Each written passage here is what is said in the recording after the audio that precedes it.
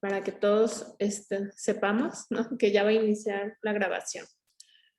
Bueno, entonces, como les decía, la conferencia del día de hoy está titulada Debates actuales en los estudios de literacidad en el marco latinoamericano, y nuestras ponentes, a quienes me voy a permitir presentar, son la doctora Luanda Cito, ¿no?, docente de la Escuela de Idiomas de la Universidad de Antioquia, doctor y magíster en Lingüística Aplicada, UNICAM, licenciada en Lenguas Modernas, Portugués y Español, y es integrante de los grupos de investigación, educación, diversidad e inclusión y letramento del profesor en la Universidad de Antioquia y en la UNICAM.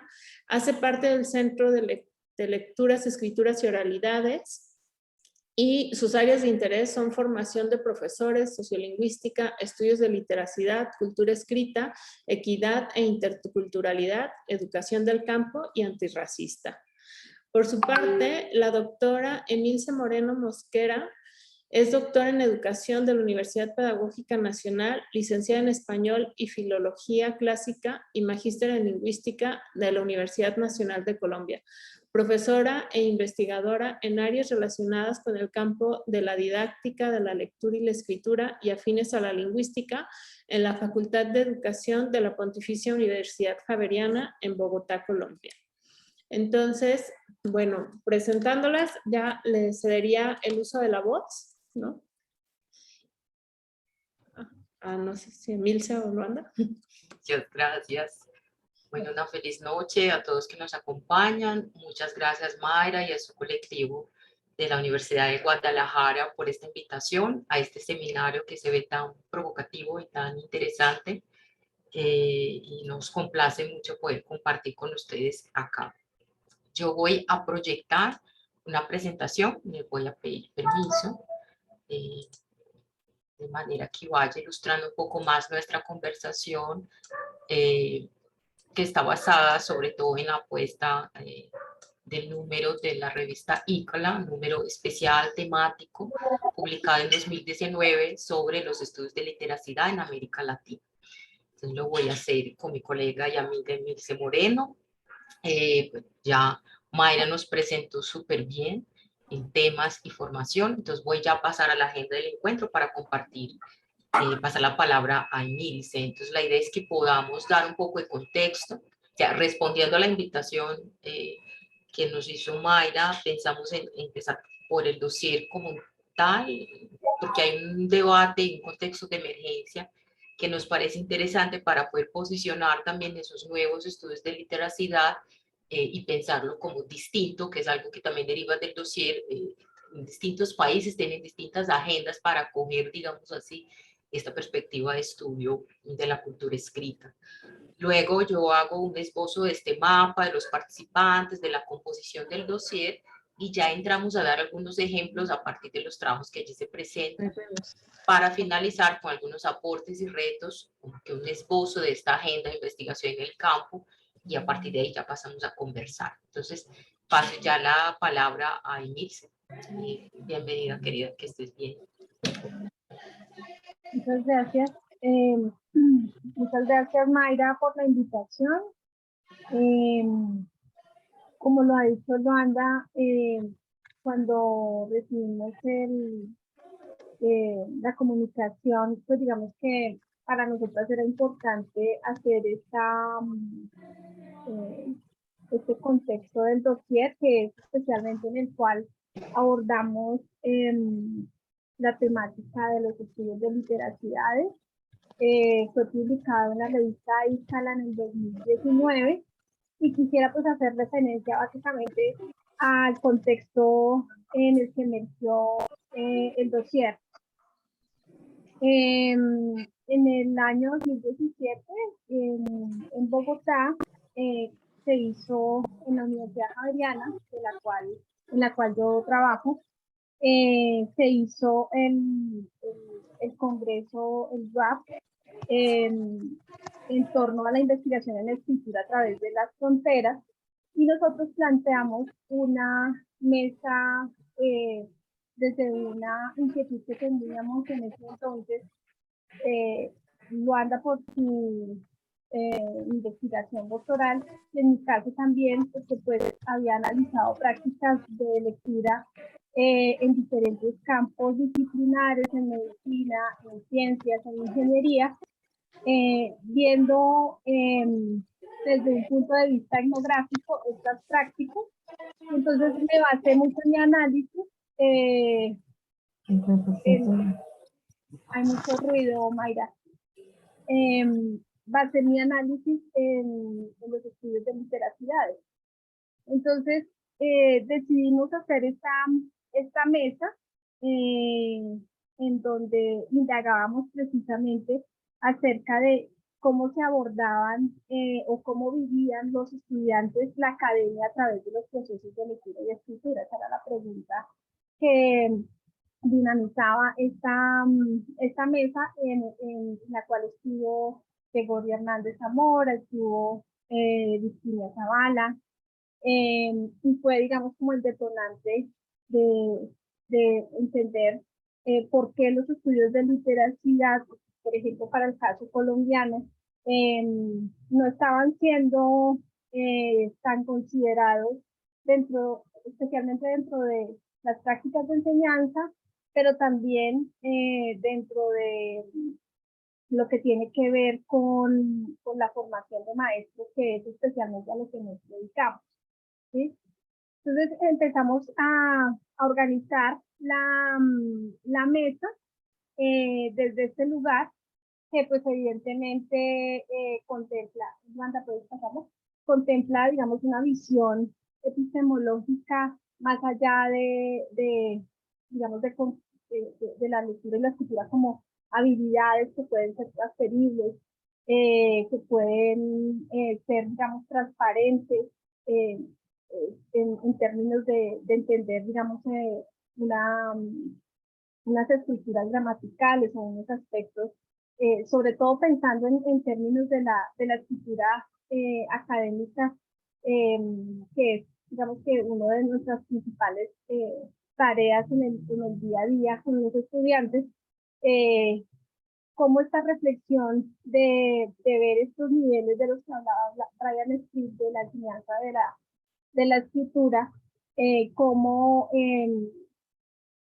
aparecía un marco muy interesante, muy potente para abordar la lectura y la escritura como prácticas sociales que no son habilidades genéricas y que dependen de una serie de variables fundamentales, como en el caso, por ejemplo, de los contextos académicos, por ejemplo, la disciplina, lo que tiene que ver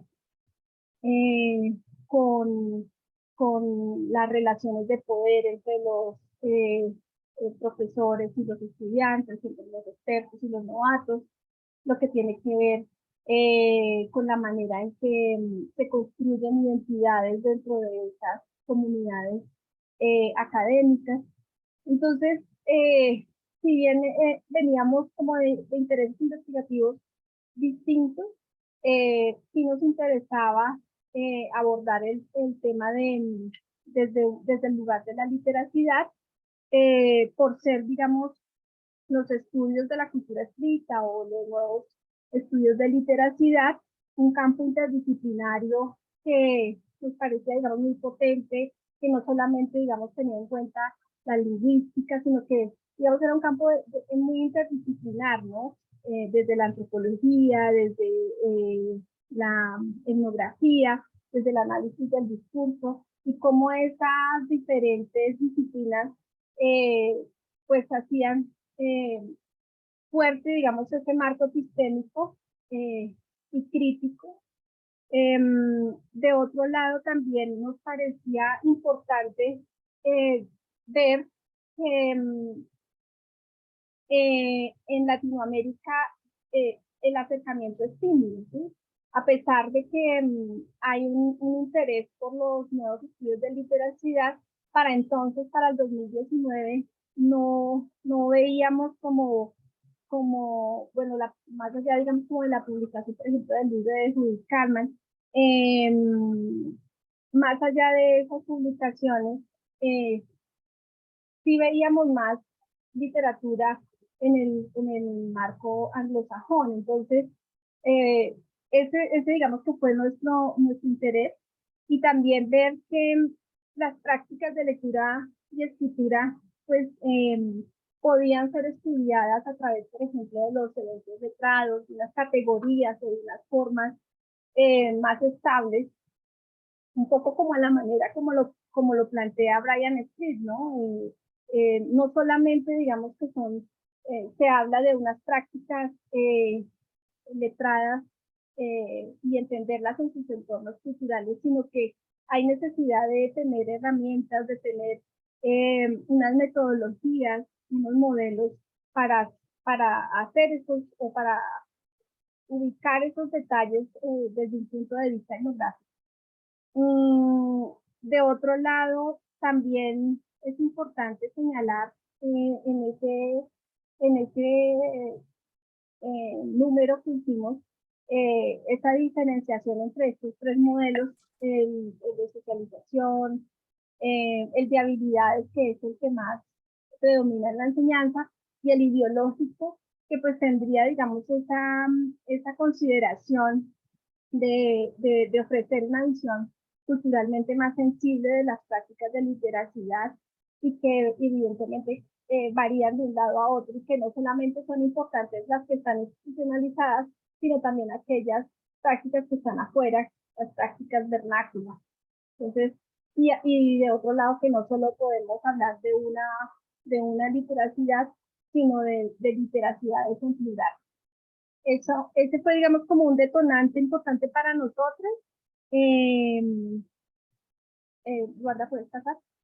Y de otro lado, también es importante señalar que, pues, más particularmente, y ahorita pues profundizaré un poco más en eso, en el caso de la literacidad académica, o de las literacidades académicas, que son con las cuales nosotros nos vemos en el día a día.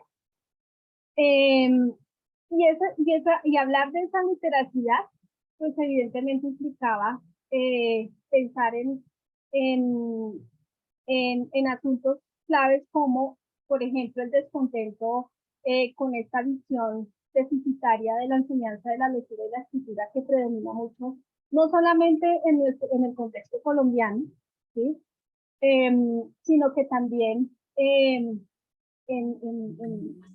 el caso latinoamericano, digamos que puede encontrar esa diferenciación allí por un lado, de entender, digamos, como la lectura más desde lo que parece, ¿sí? de lo que no se sabe, de lo que no saben los estudiantes, desde el déficit, y también el tema de la cultura ensayística, ¿sí? Como una apuesta de las universidades por fortalecer sobre todo los procesos de inculturación en prácticas de escritura de ensayos, por ejemplo, que eso lo planteamos mucho desde Teresa Lili. También nos pareció interesante verlo como categoría, desde el énfasis que le da, como lo hemos señalado, a la cultura, a la actividad, la identidad y las relaciones de poder, ¿sí? Que si bien, digamos, hay dos tradiciones marcadas dentro de lo que, por un lado, es la alfabetización académica, y por otro lado, lo que se reconoce como literacidad académica, nos parecía que evidentemente, digamos, que hay unas apuestas que eran, digamos, diferenciadoras. Son dos tradiciones, al igual que como lo plantea Paula Carlini en su artículo del 2013 sobre esas diferenciaciones entre dos tradiciones de abordar las prácticas de lectura y de escritura. Y de otro lado, también entender, digamos, esta visión ideológica de la escritura, de entender que la escritura no es, o aprender a escribir, no es transferible de un contexto a otro. Tampoco, digamos, como estas relaciones que están arraigadas entre tutores, entre los estudiantes y su acercamiento a las convenciones. En mi caso, muy importante, pues el reconocimiento de la escritura en las disciplinas y el reconocimiento de hablar, por ejemplo, de literacidad disciplinar y cómo el contexto institucional y político también juega un papel importante para que esas, digamos, como para que se dé o no se dé esa apertura hacia un discurso tan interesante como el de la literacidad académica, ¿no? Entonces, digamos que esos hechos problemáticos fueron los que nos llevaron a pensarnos ese dossier en ese momento. ¿Puedes pasar? Manda la otra. Estas son algunas de los artículos de periódicos en Colombia que muestran evidentemente como esa visión del déficit, ¿no? Los primíparos, digamos que está muy documentado en nuestro caso colombiano, por ejemplo, que los primíparos o bueno, los novatos o los estudiantes noveles llegan con niveles, o sea, con niveles de lectura sobre todo literal, ¿sí? Sobre todo en el caso de identificar significados locales, pero por ejemplo les cuesta mucho hacer inferencias, les cuesta mucho las relaciones intertextuales, les cuesta mucho hacer aproximaciones críticas a los textos. Esta noticia del profesor Camilo Jiménez, que en su momento fue como tan polémica, un profesor que se había hastiado un poco de esos cursos asistencialistas para enseñar a leer y a escribir a estudiantes de comunicación, y presenta su carta con una serie de argumentos diciendo por qué deja la cátedra, cómo está precisamente de esa visión que prevalece aún en las universidades de la lectura y la escritura, ¿no? De la enseñanza de la lectura y la escritura. Esos fueron algunos detonantes para dar contexto al dossier.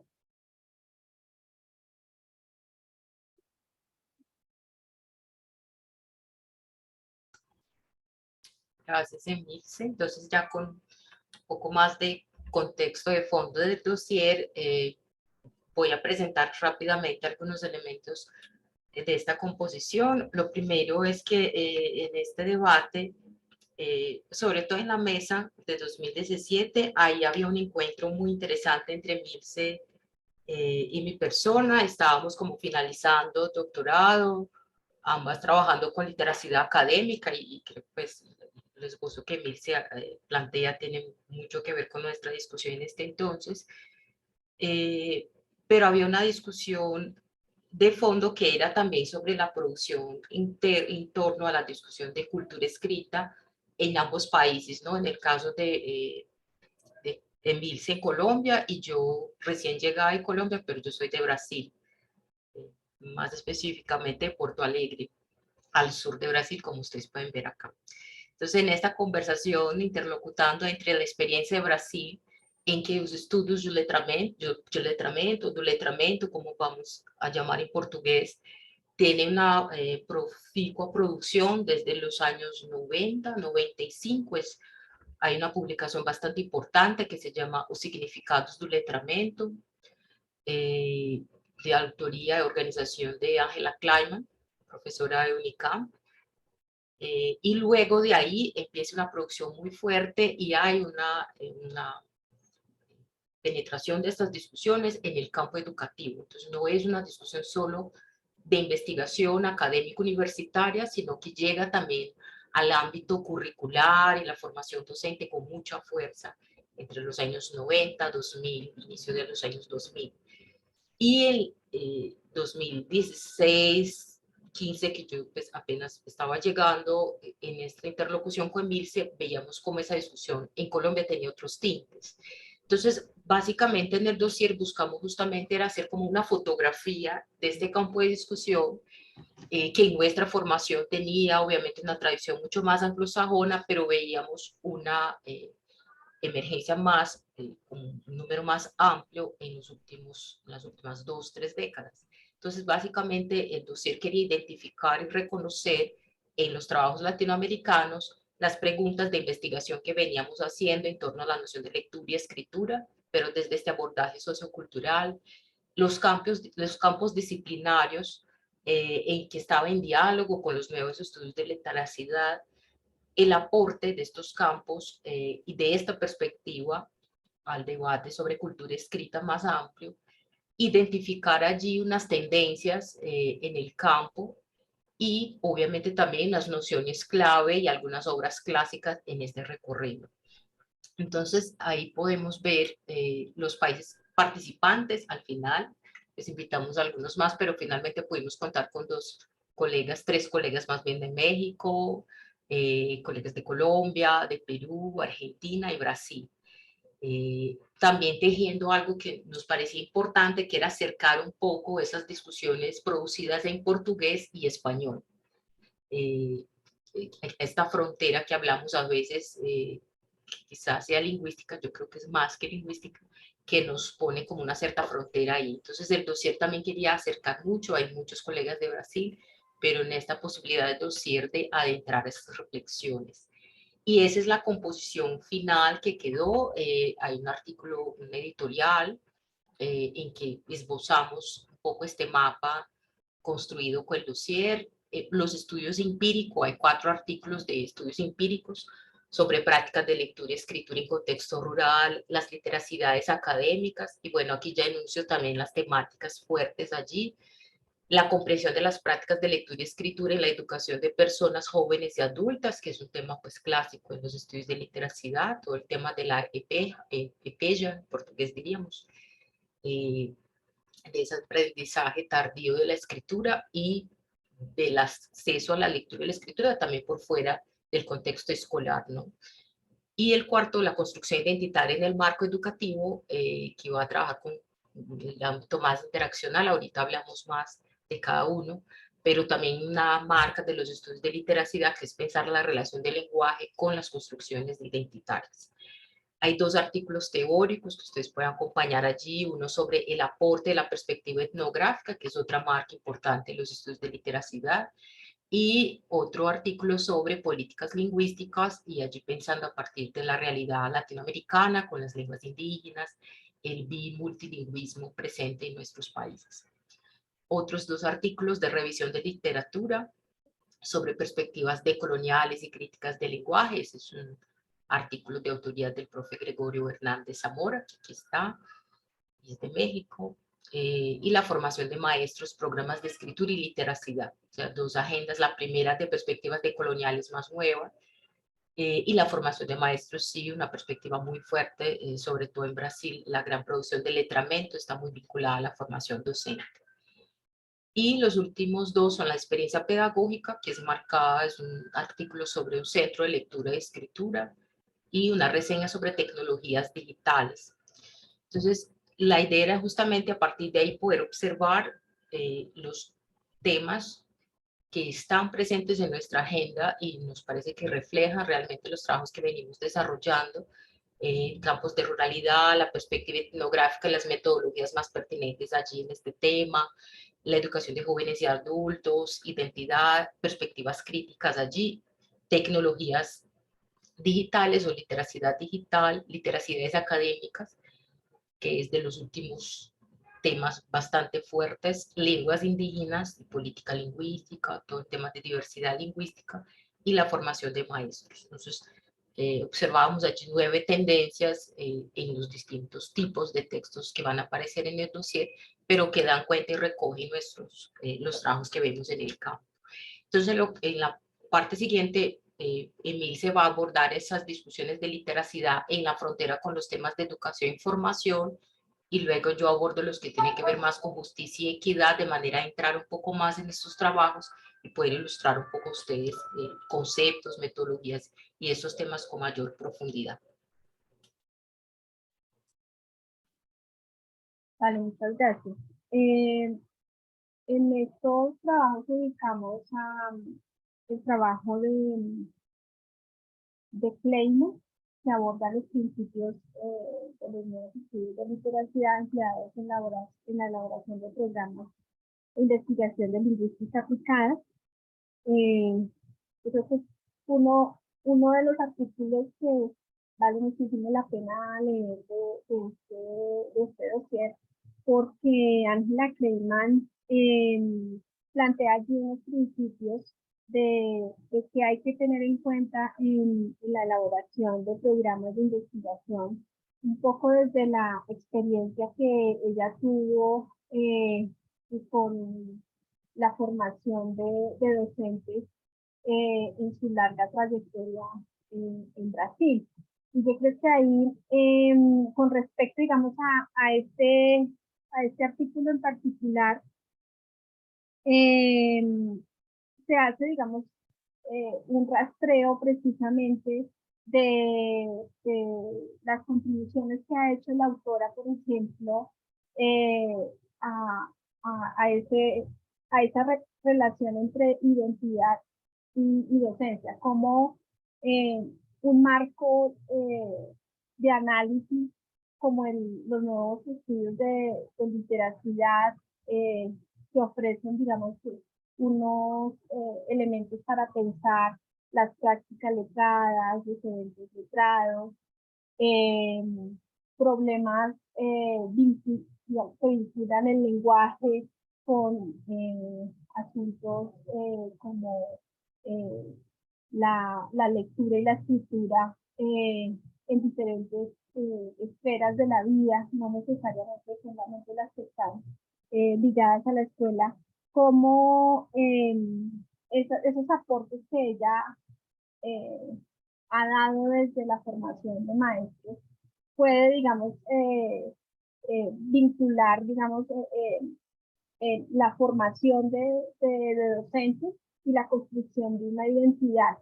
Y que yo creo que parte de esa reflexión, en el caso colombiano, que como les señalaba al inicio, todavía es muy tímida, ¿sí? Porque los estudios de literacidad son un marco de reflexión que de alguna manera, por ejemplo, autores como Alfonso Vargas Franco lo han llevado a análisis de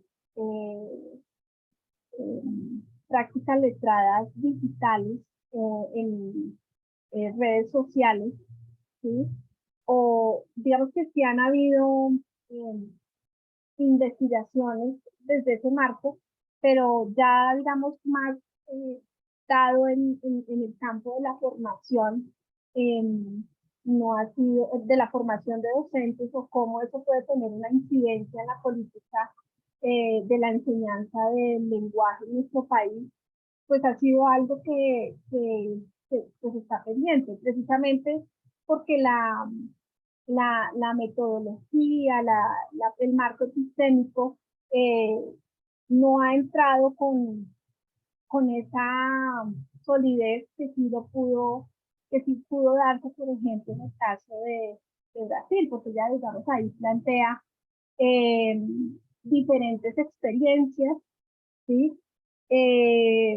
Por ejemplo, explica que uno de sus primeros trabajos, ella se planteaba la pregunta de qué hacen los adultos brasileños no escolarizados para actuar en sindicatos, ¿no? Y hacer ese rastreo de esas prácticas letradas de los ediles en contextos en donde tenían que producir por ejemplo, cartas, misivas, en donde tenían que legitimar su discurso. Y a pesar de que no tenían, digamos, la competencia para escribirlo, buscaban otras personas que les permitían y que les ayudaban a materializar, a escribir eso que ellos querían decir. Y así hace una serie de pequeñas etnografías, cuenta todas las que ha hecho y cómo de alguna manera esos ejercicios que ha hecho ella en el caso de la formación de maestros en lingüística aplicada, cómo eso lo puede llevar a la enseñanza y a la construcción de unos principios que estén enmarcados desde los nuevos estudios de literacidad, ¿no? Me parece, digamos, que es uno de los artículos que nos dan más elementos para entender la necesidad de que los nuevos estudios de literacidad no queden en un discurso, sino cómo llevarlo a la enseñanza, ¿sí? Cómo podemos encaminar e involucrar, por ejemplo, desde la formación de docentes, la necesidad de entender no solamente géneros que sean convencionales o géneros que están institucionalizados, sino también vincular esos géneros que no son institucionalizados, ¿no? Y poder, digamos, generar didáctica para enseñarlos, ¿sí? Porque pues pueda que nosotros mismos lo vemos con los estudiantes que tenemos en clase, ¿no? Pueda que el estudiante diga, a mí no me gusta leer, pero está vinculado con prácticas de lectura, por ejemplo, en fanfic, ¿no? En donde está leyendo, está siendo conectado, en donde está viviendo otro tipo de prácticas letradas que también pueden ser desafiantes. Entonces, este artículo en particular, yo creo que nos da, digamos, unas directrices bien interesantes sobre qué habría que tener en cuenta para construir programas que estén desde este lugar de los estudios de literatura. Uno que está también muy en línea con este artículo es el que escribió Luanda junto con Lady Vázquez y el otro profesor, que no recuerdo el nombre, Camila, no recuerdo el apellido, Méndez, en donde se hace el análisis de cómo el grupo CLEO incide en las prácticas letradas de la Universidad de Antioquia, pensando, digamos, más desde el tema de la permanencia y de cómo las tasas de graduación, las tasas de publicación, etcétera, todos estos asuntos que nos interesan en la academia, pero que también se vuelven un poco en contra nuestra, y que pues muchas veces generan deserción. Entonces, cómo darle la vuelta y plantear un dispositivo para fortalecer las prácticas letradas de esa comunidad desde la visión de los nuevos estudios de literatura. Digamos que está muy en sintonía. Yo creo que este tipo de estudios como el de Kleiman, como el de los profesores de la Universidad de Antioquia, con los principios que en algún momento diseñó Teresa Lillis, ¿no? Que era necesario, por ejemplo, problematizar esa cultura ensayística que es tan predominante en la academia, de la necesidad también de entender, digamos, como los nuevos formatos o las nuevas formas en que son, digamos, resultan más atractivas para los estudiantes, lo que tiene que ver con la parte de reconocer también esa identidad, ligar la identidad, la construcción de identidad a las prácticas de lectura y escritura. En fin, yo creo que ese es, digamos, como el sentido de esos dos trabajos. También en este se ubicó un trabajo de Judith Kalman, que en particular abordaba una noción bien interesante de género, de cómo los géneros, cómo escribir textos científicos supone también acercarse a unas convenciones, pero ellos hacen un análisis etnográfico de unos materiales en donde abordan cómo se aproximaron al conocimiento de una mariposa y los escritos que se produjeron a partir de esa especie. Entonces, ellos hacen un estudio etnográfico en donde muestran que los géneros científicos no necesariamente son estáticos o habría que verlos desde una visión también más flexible, ¿no? De cómo también en estos procesos de apropiación, incluso con niños o con jóvenes, también la parte subjetiva, la parte, digamos, más experiencial, también cuenta y es importante en la construcción de textos. Contrario, digamos, a lo que uno podría pensar en el caso de los textos científicos, ¿no?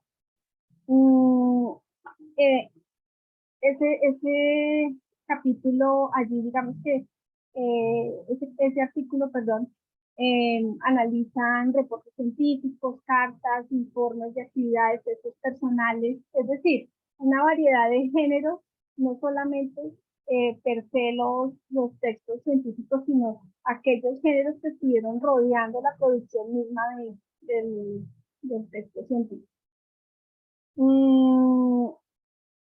Finalmente, pues quisiera referirme también al artículo que escribí, en el cual analizaba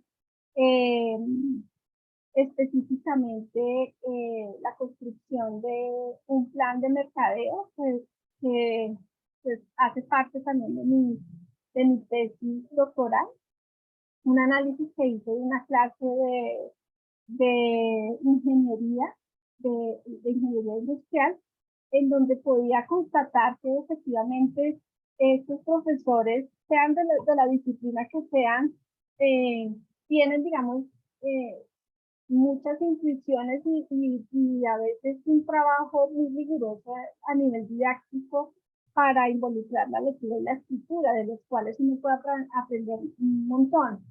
En el caso, por ejemplo, de esta profesora, ella tenía toda una secuencia didáctica para involucrar a sus estudiantes en compromisos que tenían que ver con la comprensión, con la producción de la elaboración de un plan de mercadeo que supone pensar pues, en el cliente, supone pensar en qué es lo que voy a vender, cómo lo voy a vender,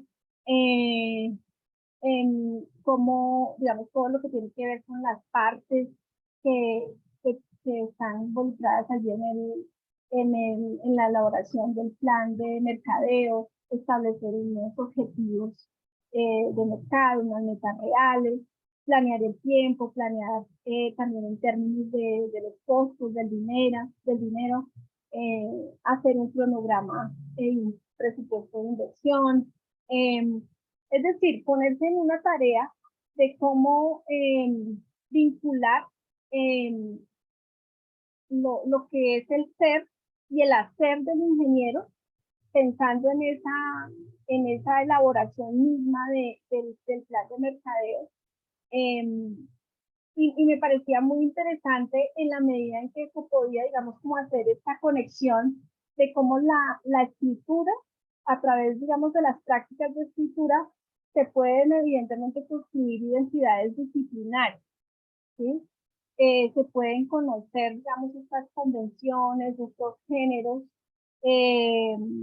para divulgar y para construir conocimiento, digamos, dentro de su marco disciplinar. Entonces, esa clase me parece que digamos allí, me permitió a mí entender, por un lado, la conexión entre la literacidad disciplinar, ¿sí? Con la construcción de una identidad como ingeniero, en el caso de ellos.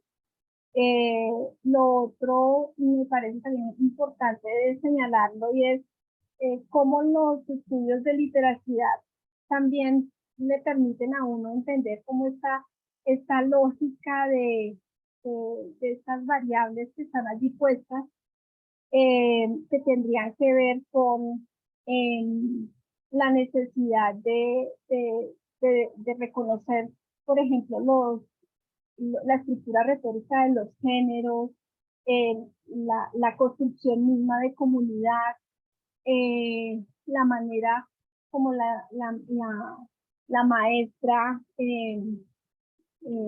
agencia los diferentes modos de involucrar a los estudiantes a través de videos, a través de charlas, a través de las lecturas, y un trabajo como muy procesual para hacer esa construcción, en donde ellos finalmente pues se sienten involucrados y se sienten como que están haciendo algo realmente de su quehacer como ingenieros, ¿no? Entonces, eso era bien interesante, porque ahí creo que las prácticas de lectura y de escritura toman otro sentido, porque son vividas finalmente. Sí, o sea, no es una tarea del hacer por hacer, sino es algo que realmente tiene que ver con una función o con algo que van a hacer ellos cuando se gradúan, ¿no?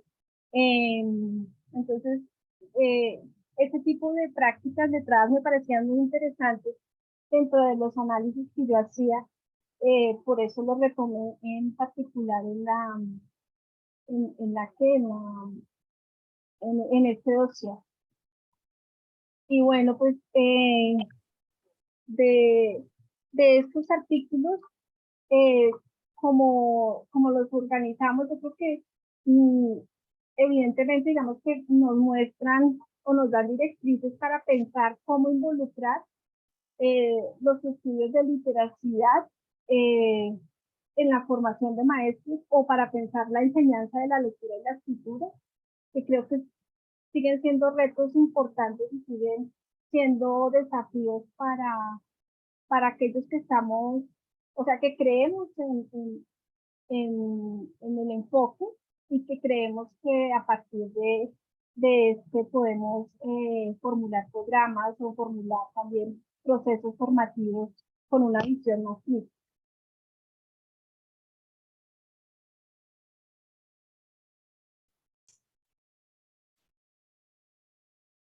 Ya en la parte, en los otros ejemplos que queremos traer, quizá la idea de justicia y equidad quede más explícitas, ¿no? Pues es una división que hicimos para la charla de hoy, no era la división del dossier, eso también quiero aclarar, porque los trabajos se van reflejando en distintos campos.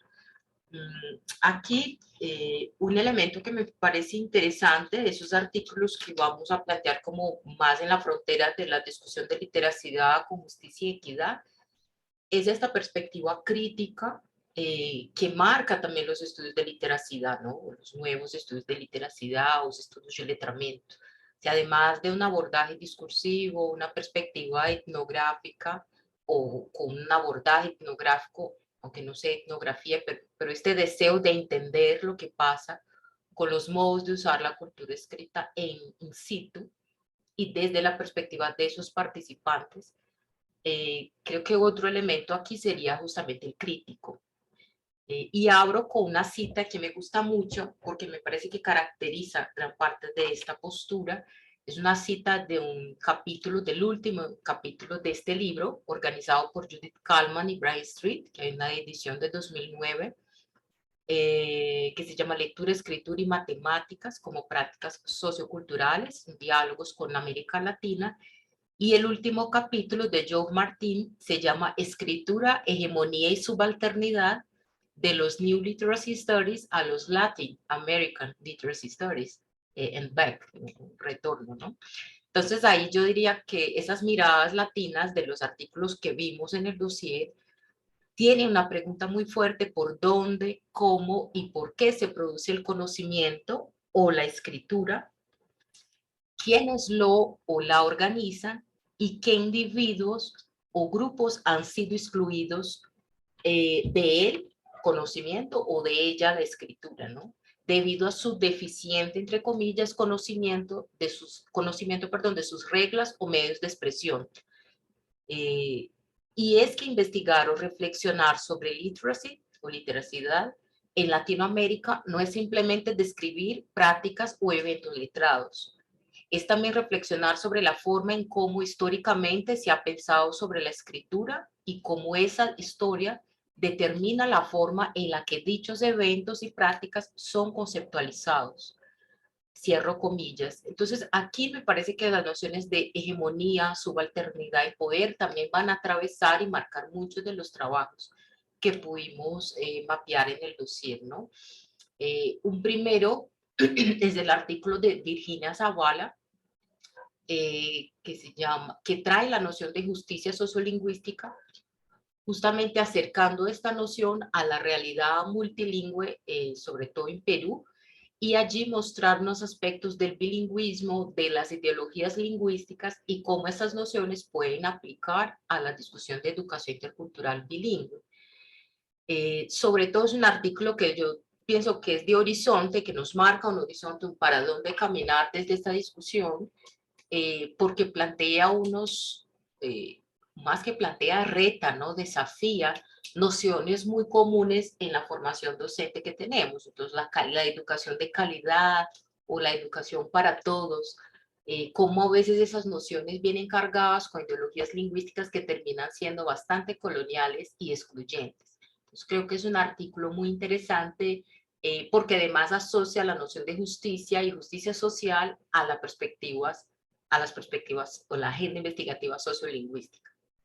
El segundo artículo que pondría allí es de Esteban y Claudia Bobbio, de San Paulo. Van a hacer un trabajo etnográfico en la Escuela Paulista en un programa que son salas de lectura, y allí van a mirar a partir de un proyecto de lectura sobre África con estudiantes pequeñitos de primaria. Van discutiendo toda la construcción de identidad que se da allí, pero también los reflejos del racismo en identidades muy racializadas y estigmatizadas, ¿no? Y cómo el profesor va manejando esos discursos que allí se reflejan. Entonces hay toda una discusión de racismo, de antirracismo, la construcción de la identidad racial en aulas de lectura. Entonces esta reflexión muy cercana que vamos a hacer de las prácticas de lectura, las prácticas letradas más bien de lectura, escritura, oralidad, como prácticas que son generificadas, racializadas, estigmatizadas por una serie de elementos también sociales que se van a reflejar allí. Y el artículo teje algunas propuestas en términos de políticas de literacidad, ¿no? ¿Qué podríamos hacer en términos más políticos y de incidencia curricular para cambiar esta realidad de las aulas de lectura de este escenario que pues, terminan siendo muchas veces repetición, reproducciones de imaginarios racializados y racistas? El texto de Crañolino y de Lorenzate y otros va a abordar las prácticas de lectura en área rural. Ambas colegas de Argentina, en la región de Córdoba, tienen un grupo de investigación muy bello, muy potente en los temas de ruralidad, y van a compartir, por lo tanto, aquí reflexiones de educación de personas jóvenes y adultas en contexto rural con la literacidad. Crañolino, sobre todo pensando temas de migración, Elisa Crañolino, trabaja mucho con Bourdieu. Creo que es un texto interesante para ver el aporte de los estudios sociológicos y de Bourdieu conversando con los nuevos estudios de literacidad a partir de la idea de la reproducción social, la migración, el efecto de la migración rural en la escuela y también la construcción de la identidad campesina. Es muy interesante el trabajo de Elisa Crañolino porque tanto nos acerca a estas visiones estigmatizantes de la población campesina como no lectora, que va a acercarse mucho a las visiones también racializadas, ¿no? Las poblaciones afros e indígenas no leen, no, son solo orales, pero desde un marco muy colonial en que lo oral no es positivo, y aquella hace un marco importante para entender lo campesinado, como también leído desde este lugar del DEFSTI, pero va a mostrar cómo los procesos de organización social muchas veces van a generar una construcción muy positiva de las identidades, y en esta búsqueda de derechos involucrar una serie de escrituras autogeneradas locales, pero también de este diálogo que se genera entre las comunidades y el Estado. Algo incluso muy cercano a, por ejemplo, el trabajo que realicé en la maestría con comunidades palenqueras o quilombolas, como vamos a llamar en Brasil, comunidades afros rurales, también esta búsqueda de regularizar, tornar propio su territorio. Entonces creo que el trabajo de Craiolino va a ilustrar una serie de comunidades campesinas en Latinoamérica a partir del ejemplo de Argentina. Y Lorenzate va a mirar más desde la educación, no tanto en este marco entre escuela y comunidad, sino más desde la escuela, estos aportes que los nuevos estudios de literacidad dan al campo de educación de personas jóvenes y adultas. Allí el uso del enfoque etnográfico es muy importante, justamente para mirar esas prácticas cotidianas de los sujetos en relación a la cultura escrita. Y un aporte es este, ¿no? Desde develar o desmitificar esta idea de que el estudiante de la educación de personas jóvenes y adultas es alguien sin historia, sin conocimiento, o una tabla rasa, ¿no? Un poco la cuestión, la discusión de Paulo Freire y también los estudios, las pedagogías críticas allí, es bueno, esos sujetos tienen conocimiento, pero entonces, como maestro a veces tenemos que cambiar lentes para verlo. Y el campo de literacidades da muchos conceptos y metodologías que nos ayudan allí. Y el último trabajo que quiero detenerme un poco más acá es el trabajo de Gregorio Hernández Zamora. Es un artículo que ha tenido gran acogida en Brasil y sobre todo en Colombia, donde acompaño más, porque va a ser, es uno de los artículos teóricos, hace una muy buena revisión de los nuevos estudios de literacidad y su conexión con las perspectivas decoloniales en la investigación. Los estudios de literacidad siempre se marcan por una perspectiva crítica, ¿no? Pero esa perspectiva crítica es muy plural, hay muchas perspectivas críticas. Creo que en los últimos años el boom de los estudios decoloniales y algo que muchos de nosotros venimos haciendo desde los NELCO en este campo, va dando como unas muestras de que hay mucha conexión entre esas dos perspectivas, sobre todo por el lugar que el lenguaje ha tenido en el proceso de colonización y de subalternización de saberes, conocimientos y cuerpos. Entonces allí el trabajo de Gregorio Hernández nos va a mostrar de manera muy potente, muy clara, mucho de este rumbo, digamos, ese sendero que fuimos trazando entre los NEL y los estudios decoloniales. Entonces allí traza una relación importante entre poder, historia y literacidad, con el fin de develar esta naturaleza y el origen sociohistórico de las prácticas y concepciones dominantes sobre la cultura escrita, que hacen parte además del marco colonial, ¿no? Del proyecto de colonización. Analizar las formas en que la cultura escrita ha sido impuesta o promovida, censurada o prohibida, apropiada o resistida, o bien utilizada para cuestionar discursos y prácticas educativas dominantes en las sociedades que fueron colonizadas. Y ahí traigo fragmentos pues, del artículo del profesor Hernández Zamora, y este es el ejercicio que va a hacer a lo largo del artículo. También los invito mucho a ver porque creo que es, en portugués decimos algo como "tá na crista da onda", ¿no? Es como el último de la ola en las discusiones. Creo que de los grandes aportes nuevos, me parece que ha sido este, y que es un marco muy fuerte, muy potente en los estudios de América Latina, desde esos distintos marcos críticos. Entonces, en la agenda clásica hay una pregunta muy fuerte en los estudios de literacidad latinoamericanos, pero también anglosajón, ¿no? Sobre los desencuentros y encuentros entre las prácticas letradas del hogar, de la comunidad y de las instituciones del Estado. O sea, son preguntas de fondo transdisciplinares, no son solo de educación, tampoco solo de estudios de lenguaje, o solo de sociología, o solo de antropología, sino que nos ponen a conversar entre esos distintos campos.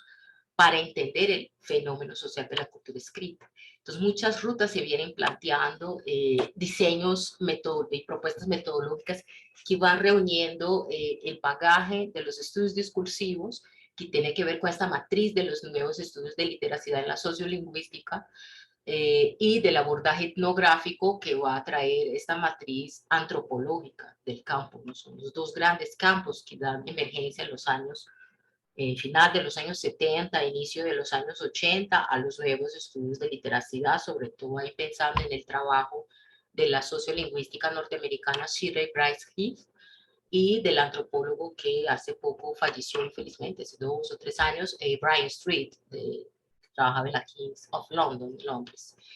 Entonces, esos dos campos, la antropología y la sociolingüística, le dan un legado muy importante, ¿no? De la sociolingüística, la noción de evento letrado, que viene de evento de habla, de este campo, y del campo antropológico, la noción de práctica letrada, que está basada en la noción de práctica social y que quizás sea, a mi modo de ver, el concepto que es muy potente, pero más difícil porque es más etéreo, ¿no? Mientras el evento letrado es un concepto muy práctico porque es pues, muy tangible, más bien la palabra. Es lo que puedo ver en los encuentros entre los sujetos, lo que puedo describir. La práctica es lo que puedo inferir a partir de descripciones de eventos letrados. Y para mí requiere una perspectiva social, histórica y cultural para ser comprendida, ¿no? Esas representaciones, esos valores, esas maneras de comprender la cultura escrita que van derivando también una manera de usarla que se concreta en el evento letrado. Esta noción de práctica letrada es mucho más amplia y realmente ahí nos invita a una perspectiva más antropológica, social, histórica para poder entender cómo llegó hasta hoy esta manera de usar, comprender y relacionarse con la cultura escrita en nuestros distintos escenarios, ¿no? Y todo eso me parece que viene en una pregunta muy anclada en una perspectiva que es crítica y esperanzadora a la vez.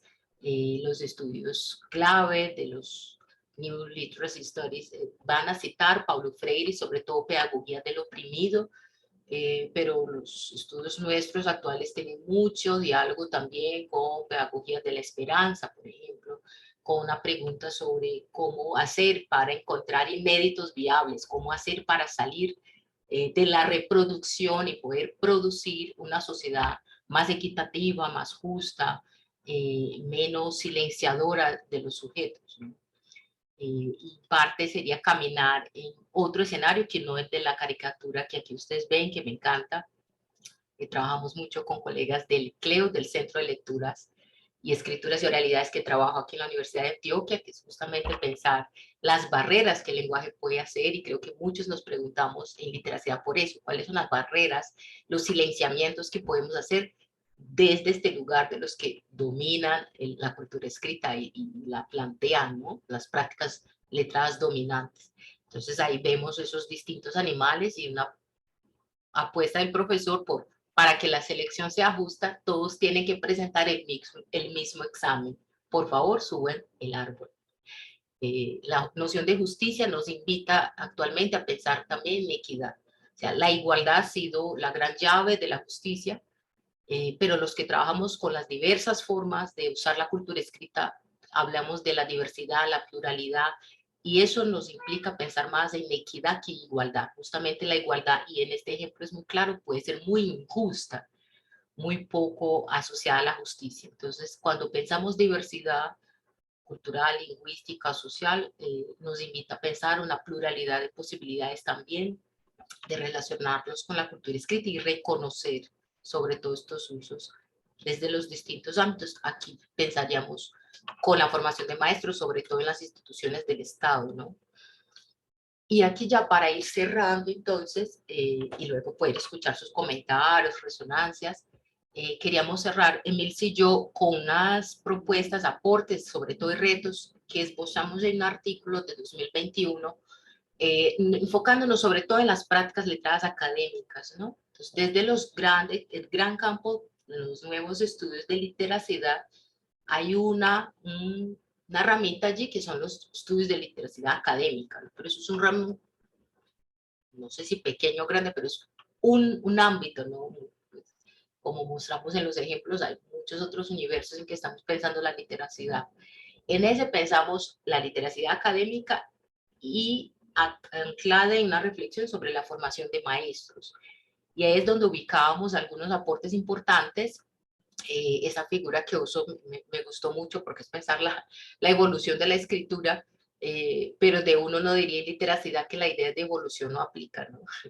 Pero creo que la idea de cambio, yo diría el cambio de la escritura. Entonces, este cambio se aplica desde la escritura en la piedra a las pantallas. ¿Qué aportes los estudios de literacidad nos traen, ¿no? Nos ponen a pensar en otras rutas para entender la cultura escrita? Entonces, algunas de ellas serían las que están enunciadas allí. La primera es de visibilizar este lugar de las prácticas letradas a nivel curricular, y en este caso en el contexto académico. Gran parte del debate que tenemos en literatura académica es justamente el desconocimiento o la negación del lugar del lenguaje en la formación académica. Pensar que el estudiante, si llegó a la universidad, ya debe defenderse solo. Hay también son unas visiones sobre aprendizaje, universidad, que son muy excluyentes en nuestros países. La historia de la universidad importa, ¿no? Una universidad que históricamente ha sido mantenida para segregar, para aislar, para crear la élite del país frente a los otros que no son de este pequeño combo, como dirían acá en Colombia. Entonces, ahí, cuando planteamos las discusiones de literacidad y cómo la escritura académica puede ser barrera a los estudiantes, es poner el dedo también en esta visión de universidad excluyente y abrir una discusión sobre una universidad democrática, que facilitaría una formación a que los estudiantes que llegan puedan acceder a sus comunidades disciplinares de una manera más tranquila, más acompañada, más tutoriada. Entonces, esa visibilización es un aporte bastante importante y que viene con unos argumentos bastante interesantes en términos de la universidad. El segundo, y está articulado allí, es esta mirada crítica y social hacia los usos del lenguaje, ¿no? Y por lo tanto, distantes de un paradigma deficitario. Entonces, en los reportajes que Emil se presentaba al inicio me encanta porque estamos justamente trabajando en desglosar los argumentos que están por detrás. O sea, una visión muy deficitaria, comprendiendo que el estudiante debería llegar listo y si no está listo es que no tiene nada, no tiene un saber. Entonces, ¿cómo poder entender eso? Pues desde una perspectiva social hay otras miradas frente a este estudiante que tenemos allí. Reconocer la necesidad de tener espacios de retroalimentación y evaluación entre profesores y estudiantes. Eso significa una perspectiva docente muy democrática, muy transparente, más explícita entre estudiantes y docentes, en la que el estudiante tiene claro que el profesor desea, quiere y que conversan sobre eso en la medida que puedan ahí estar un trabajo acompañado, ¿no? Hablamos mucho en el centro de lecturas de acá de poder hacer un acompañamiento tutorial en prácticas letradas, y eso implica conversar mucho, formar bastante, algo que ni siempre la universidad está tan acostumbrada a hacer. Propiciar trabajos de formación interdisciplinarios entre docentes de lenguaje y expertos académicos de otras disciplinas, y eso pues no es nada más lejano de lo que la propuesta de alfabetización académica o escritura a través del currículum, ¿no? Aportar a un proceso de explicitación de las políticas lingüísticas institucionales, y ahí está pensar esas prácticas letradas dominantes en el contexto universitario para retarlas, cuestionarlas, transformarlas con los estudiantes y no solamente asumirlas, y enseñar a los estudiantes de manera pues más pasiva. Y las últimas, que sería identificar por lo tanto esta responsabilidad institucional en la formación, tanto de los estudiantes cuanto de docentes y administrativos. Y ahí la apuesta por los centros de lecturas, escrituras y oralidades como espacios de este acompañamiento a todos los segmentos universitarios desde una perspectiva de acompañamiento, sobre todo, ¿no? Para la escritura, y valorar las perspectivas etnográficas y longitudinales, y ahí ya son apuestas más investigativas, para comprender el proceso de apropiación de este lenguaje académico de un modo que sea más situado históricamente, ¿no? Un ejemplo muy sencillo sería, por ejemplo, este proceso de pandemia que vivenciamos, que implicó para los estudiantes, los que empezaron antes de pandemia y luego llegaron acá a la universidad, los que entraron a lo largo de pandemia, que apenas este semestre están vivenciando presencialmente el campus universitario, poder acompañar a esos distintos grupos de estudiantes y entender situadamente sus procesos y relaciones con, con el lenguaje académico, escritura investigativa y así por delante. Pero bueno, frente a estos aportes emergen unos retos, ¿no? Y ahí sí, dejo para Emilce. Frente a estos retos que identificábamos ya en una publicación posterior, como lo dijo Luanda, veíamos, digamos, como era importante, por ejemplo, un primer reto referido a la ausencia de trabajos que pudieran sistematizar más eh, la, la didáctica, la enseñanza de la oralidad, ¿sí? Porque digamos que está más concentrada la literatura en los estudios sobre la escritura, ¿sí? Y eso pues da cuenta evidentemente eh, de que se privilegia esta cultura ensayística, que se privilegia el escrito, pero en la formación de maestros, por ejemplo, en el caso de los maestros de lenguaje, lo necesario de formar en la escucha, ¿no? En la, eh, en generar procesos de reflexión sobre la escucha, eh, sobre la oralidad, sobre las tradiciones orales, sobre el vínculo de la oralidad y la literatura, desde el enfoque de la literatura que podría ser muy potente. Otro segundo reto es la consolidación de una propuesta de incidencia política y curricular. Y esto, digamos que lo decíamos pensando en una de las, este fue un estado del arte que hicimos en las investigaciones que encontramos, las referidas a las trayectorias universitarias estudiantiles.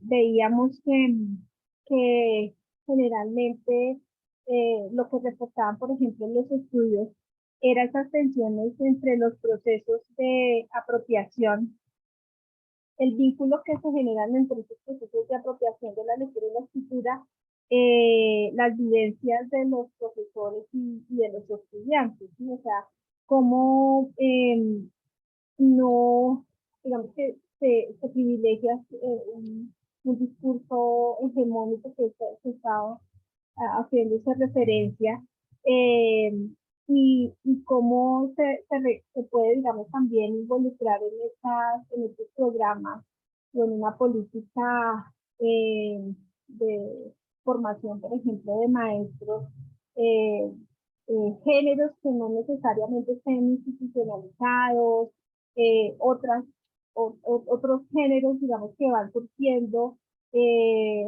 precisamente, por ejemplo, gracias al desarrollo de la literatura digital, ¿sí? Eh, entonces ahí, digamos que sí, digamos, este reto, pues nos llevaría a pensarlo más desde el currículo, cómo involucrar el aporte de los nuevos estudios de literacidad a la política educativa. Otro reto es la visibilización del lenguaje en las formas de construir conocimiento en las disciplinas. El campo de literacidad académica, pues creo que es un campo también muy interesante para nosotros como maestros universitarios, ¿sí?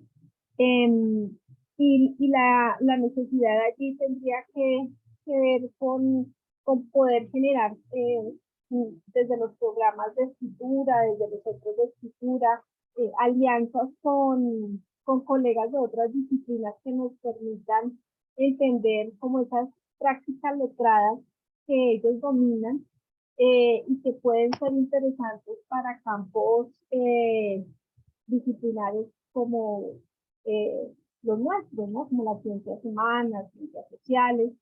En mi trabajo de investigación para mí fue muy revelador, por ejemplo, ver que en nuestro país hacen una prueba que se llama la prueba Saber Pro,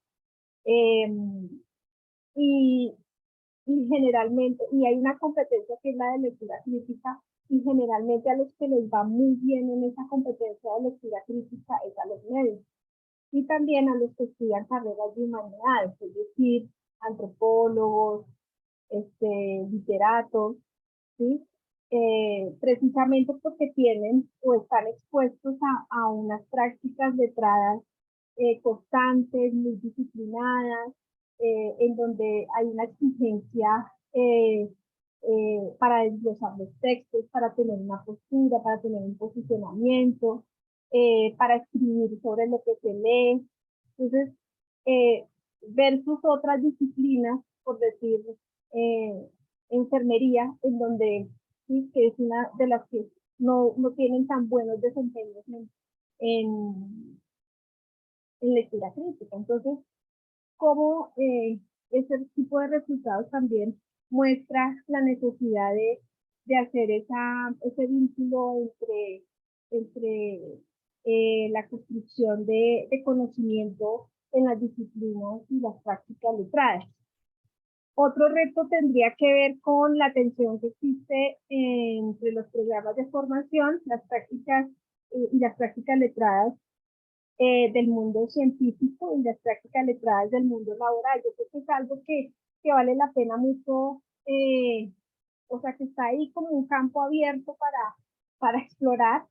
Yo en algún momento leí un trabajo de Yolanda de la Torre, que abordaba, por ejemplo, cómo se leía en derecho, o cómo los estudiantes de derecho luego pasaban a hacer prácticas mucho más, que tenían que ver mucho más con su campo disciplinar, por decirlo así.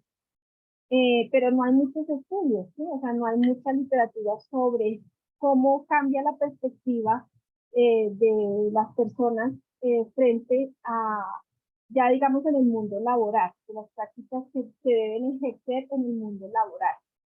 Entonces, creo que es un terreno allí también muy interesante eh, para, para abordar.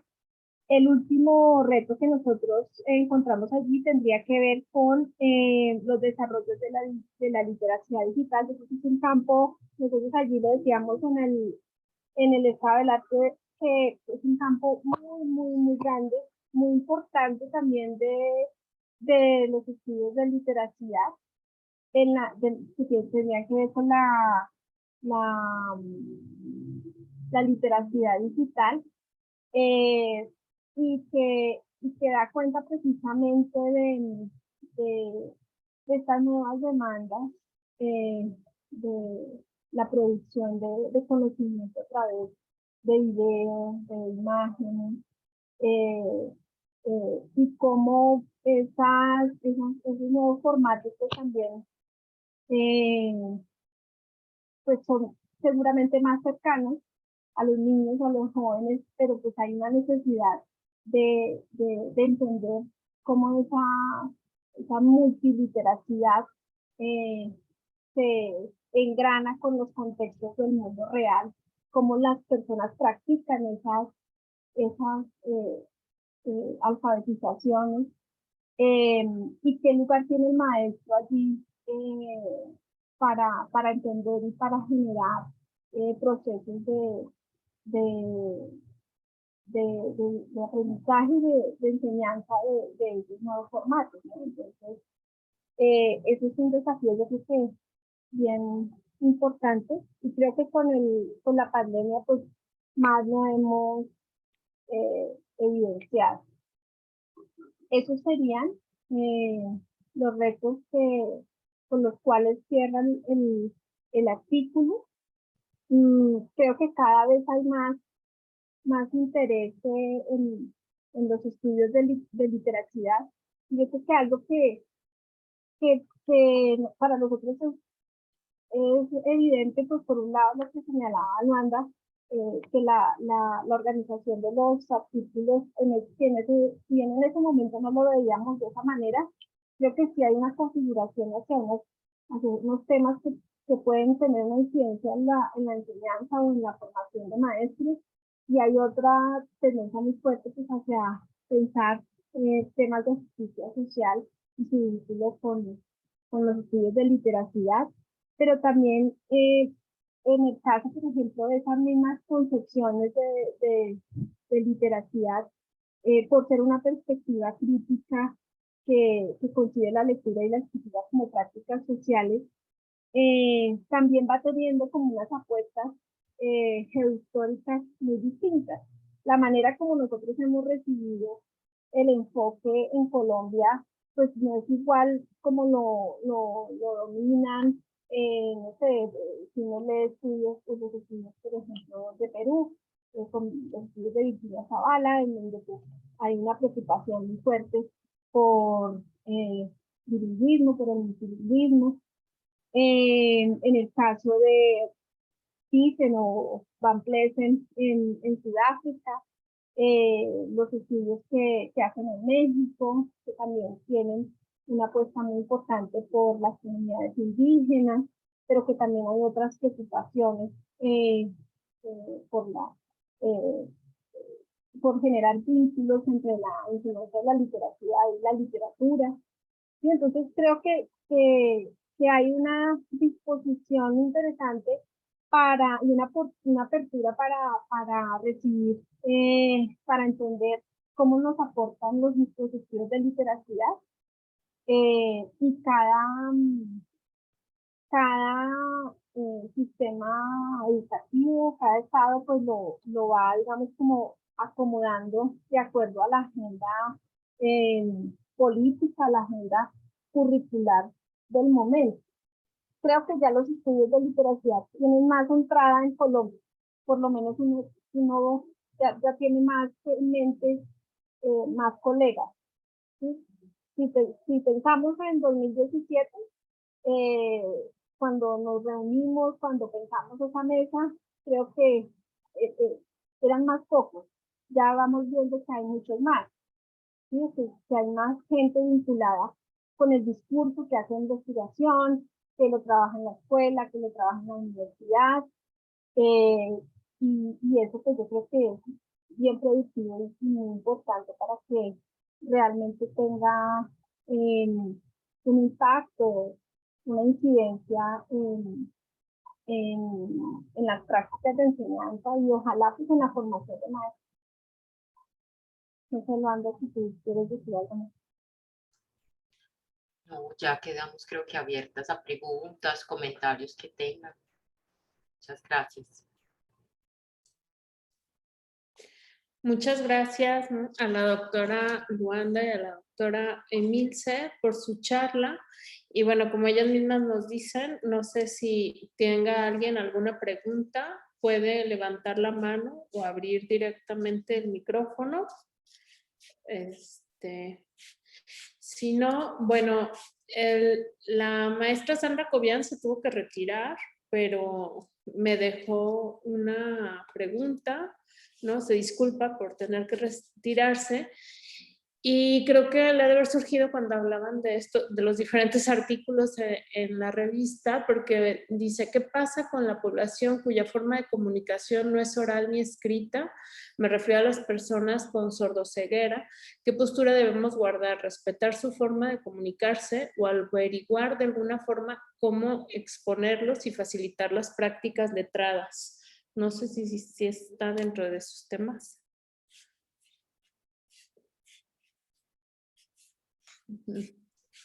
Si quiere plantear, yo diría que pues, no está explícito en este dossier, no hay ningún artículo sobre este tema, pero hay muchos colegas trabajando y uno podría empezar desde el ámbito del multilingüismo, ¿no? Aspectos de prácticas letradas, estudiantes sordos, enseñantes. Yo sobre todo conozco algunos trabajos en Brasil, puedo buscar como referencias y compartir. Incluso con experiencias de estudiantes sordos universitarios. En el caso de acá de la Universidad de Antioquia, esta gente es pensada más en términos de diversidad lingüística, pero no tanto con las cuestiones de escritura o de relaciones con escritura, eso por un lado. Y por otro, toda la discusión que podemos pensar en la línea de educación intercultural bilingüe, políticas lingüísticas, tiene una reflexión muy interesante por también pluralizar la noción de escritura, ¿no? Entonces, cuando vamos a pensar en lenguajes, en lenguas indígenas, vamos a pensar sobre todo en el proceso de comunicación, de interacción, no solo en la escritura per se, pero en esta relación de los sujetos mediadas por lenguajes, todo lo que son las figuras, la pintura corporal, eso tiene un peso muy importante en la construcción de sentidos y de textos. Entonces hay un texto muy bello de un investigador brasileño que se llama Limário de Menezes Souza, profesor de la Universidad de São Paulo. Es muy bonito investigando la escritura Kaxinawa y la propuesta es justamente de expandir la noción de escritura, ¿no? En otra conferencia, incluso esta semana, que luego ponga en el chat, que se llamaba Las expertas responden, reunió investigadoras de literacidad de Brasil, Argentina, México, Venezuela, y entonces hablaban de esa expansión también de la noción de evento letrado, específicamente Judith Kalman, que es conterránea de ustedes, citando algunos trabajos nuevos que van a tensionar esta noción, especialmente por todas las nuevas tecnologías que tenemos que comprimen la noción de espacio-tiempo. Entonces, uno sigue trabajando con esas nociones clásicas, pero necesita actualizar en el contexto en que estamos. Entonces, yo creo que expandir la noción de evento, pero también expandir la noción de escritura para poder seguir entendiendo la conexión de los sujetos con la cultura escrita. Sea escrita, o sea en braille, sea en diseño, sea en escrituras de otros tintes, ¿no?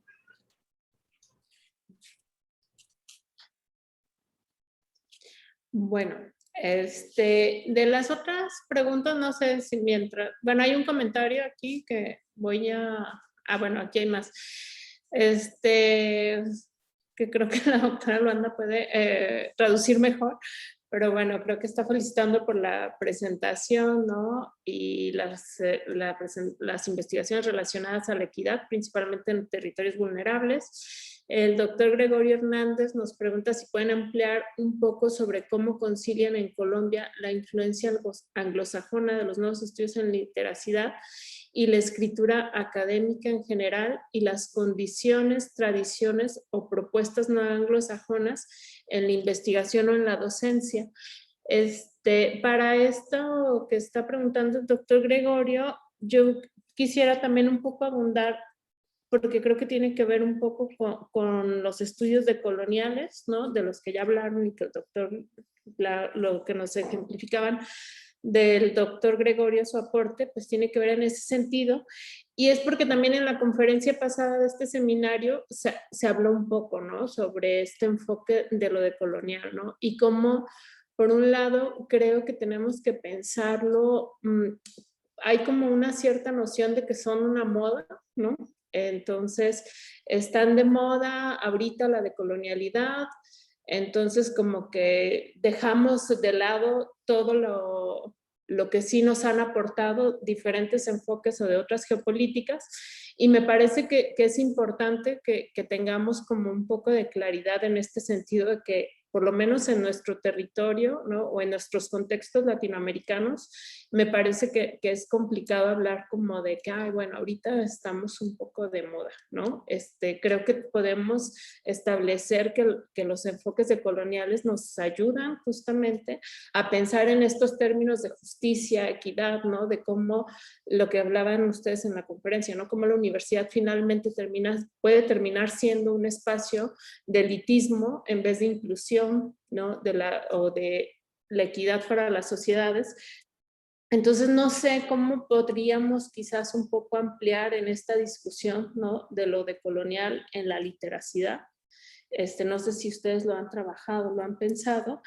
Y creo que tiene que ver también con otra pregunta que me surgía y a lo mejor la respondieron un poco con los retos, ¿no? Que se han visto cambios en estas prácticas de literacidad, ¿no? Desde este momento en que ustedes gestionan y planean este dossier ahorita, al 2022, ¿no? En el contexto latinoamericano.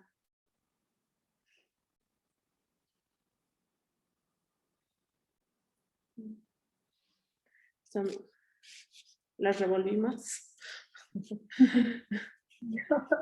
intentaré referirme un poco como a lo que estaba preguntando Gregorio y pues dejaría a Luanda que hable un poco más de lo de Colombia. Si lo entiendo es cómo toda esa producción anglosajona ha permeado un poco también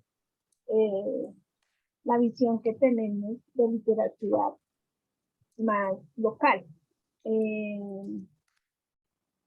Yo creo que inevitablemente pues, los acercamientos para entender como las bases, como los fundamentos de los estudios de literatura, pues nos llevan a leer a los clásicos, ¿no? A Adam Smith, a Marilea, Hamilton, y entender, y es finalmente como esas lecturas son las que nos permiten entender entender la necesidad de vincular esas prácticas más institucionalizadas, más académicas, vincularlas con otras prácticas que muchas veces son tan reconocidas. Creo que un autor que también ha sido muy significativo para nosotros y también para los maestros en las escuelas es Daniel Cassani. Yo creo que fue de los primeros autores que nosotros leímos como con ese discurso de hablar de literatura crítica, de la necesidad de que la enseñanza de la lectura y la escritura pues tuviera un posicionamiento, que tuviera, digamos, también una organización más desde lo didáctico. Entonces, pues, digamos que sí están estas lecturas de base, más del ámbito anglosajón, pero también están, por ejemplo, los trabajos de Daniel Cassani, de Virginia Zavala, de Judith Kalman, ¿sí? Yo creo que se han permeado muchísimo y obviamente sus trabajos, Gregorio, pues yo creo que cada vez tienen más visibilidad, ¿no? O sea, tienen más incidencia. Un poco de lo que siento con el caso de Daniel Cassani es que él tiene, digamos, muchos trabajos de fundamentación teórica, pero también tiene muchos trabajos que al maestro del día a día de la escuela le sirven muchísimo para planear, para organizar. Entonces, creo que también en nuestro caso ha faltado más como crear ese puente, ¿no? No que haya tanto trabajo tan teórico, ¿sí? Que nos permita hacer como esa transición de entender mi día a día en la enseñanza del lenguaje, ¿sí? Porque lo veo ese instinto como tan allá arriba, ¿sí?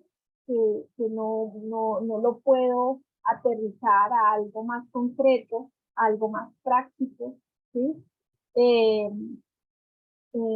Creo que ese es un desafío bien importante para quienes formamos maestros, ¿no? O sea, hacer que ese discurso que es tan interesante, que es tan potente, que le daría las herramientas al maestro para abordar los textos de una manera que pudiera hacer pensar a los estudiantes de una manera crítica, pensar en temas de diversidad, de emancipación, de justicia social, etcétera, etcétera. Como esa discusión tan interesante, tan importante para los maestros, cómo la podemos hacer un poco más transferible, llegar a hacer esa transposición didáctica de manera que ellos lo puedan involucrar en sus prácticas cotidianas de enseñanza. Creo que ese es un desafío también allí que estaría pensándolo en nuestro caso, ¿no?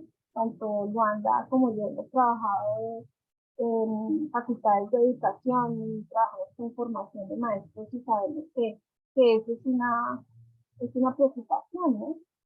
Los maestros tienen unas intuiciones y unos deseos eh, por, por salirse de estas prácticas normativas, descriptivas, pero si no hay una, una orientación, si no hay una fundamentación que les permita hacerlo, pues es muy difícil. Entonces, yo creo que desde los programas en los que uno trabaja, también hay un lugar de incidencia en involucrar esos principios de los nuevos estudios de literatura. Pero no sé si esa era la pregunta.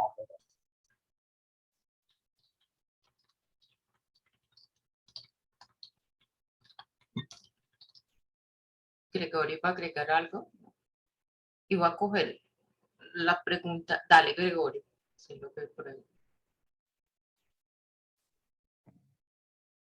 Hola, sí, bueno, yo lo escribí ahí en el chat. Ah, listo. Voy a aprovechar la pregunta y comentar de Brasil, ¿no? O sea, realmente cuando hablabas de estas obras de los años 90, hubo un esfuerzo muy importante por llegar a la política educativa. Un poco lo que Vic se dice que todavía nos falta un esfuerzo importante desde Colombia, ¿no? Como de poner a conversar esta discusión teórica que en los años 90, sobre todo en inglés, entonces, esfuerzos de sentarse con poder público a diseñar parámetros, lineamientos, los parámetros curriculares de Brasil de 98, ya van a tener mucho, resonar mucho las discusiones del letramento, hacer traducción y trabajar en producir textos que puedan poner a conversar las discusiones anglosajonas, pero con una agenda local de investigación, y trabajar en la formación continua de maestros de modo muy intenso, de modo a poder hacer no solo la difusión científica, sino que también dialogar con esos maestros y maestras e información, pero también ya en ejercicio. Entonces creo que esas tres estrategias fueron bastante implementadas en Brasil, y luego tú tienes ya una pluralidad también de sentidos, ¿no? A veces ya dicen letramento o literacidad, ya es una noción bus, todos se cogen ahí, pero pues, hay que ver bien de qué perspectiva estamos hablando. Entonces, cuando hablábamos de esta perspectiva, de este abordaje etnográfico, discursivo y crítico, que sociocultural, como vamos a decir, es una marca importante de este campo, de esta tradición, de esta tradición de estudios, ¿no? Porque ya pues hay muchas nociones allí. Y con los de colonial, Mayra, te iba a pedir si me repites la pregunta, porfa, para que te pueda contestar bien. No, Quedé con muchas preguntas. Entonces. sí, no, solo decía que me parece que es como importante, ¿no? De tener como un poco de mayor claridad en lo de colonial, porque luego es como se interpreta a veces como esta lucha de, ay, no, lo que dicen aquellos está mal, lo que decimos nosotros está bien. Y me parece que es un discurso reduccionista, que no se trata de esto, sino que se vincula la perspectiva con esta cuestión de justicia y equidad social, ¿no? Y entonces dentro de las universidades, como bien lo planteabas, pues tendríamos que estarnos cuestionando qué sí es lo que estamos haciendo para contribuir a esta justicia y equidad social y no estar perpetuando estas élites, ¿no? De las que hablabas, ¿no? Que luego sucede. Y, por ejemplo, en el caso de algunas universidades, pues es más grave porque son públicas, ¿no? O sea, entonces ahí es como, ¿qué está pasando? Entonces me parece que es como interesante, o si pudieran profundizar un poco en esta cuestión de colonial, igual si el doctor Gregorio también quiere entrar a la práctica, lo invitamos, ¿no? Ya que, porque creo que tenemos como que un poco aclarar, ¿no? Esta perspectiva y que no se reduzca el discurso a estas cuestiones de ay, es que no nos gusta lo que dicen los gringos, ¿no? O los europeos. No es una cuestión de revancha académica, es una cuestión de justamente crítica de ver el ejercicio del poder, ¿no? Y cómo esto a nosotros, pues siempre nos tiene, como bien lo mencionabas, en la subalternidad, ¿no? Entonces, no sé si podrían profundizar un poco, si tienen algún comentario. Claro, yo pongo 2 ejemplos y dejo a Gregorio, que creo que hizo muy bien. Este tema de las audiencias y del concepto bus, creo que un poco lo que tú denuncias también con decolonial, y algunas nuevas conformaciones de élites también en temas que uno diría críticos. Entonces, bueno, a pesar de eso, ¿qué aportes veo yo o cómo vengo trabajando en mi trabajo de investigación? Pues primero creo que es una noción que nos ayuda a entender la idea de deshumanización.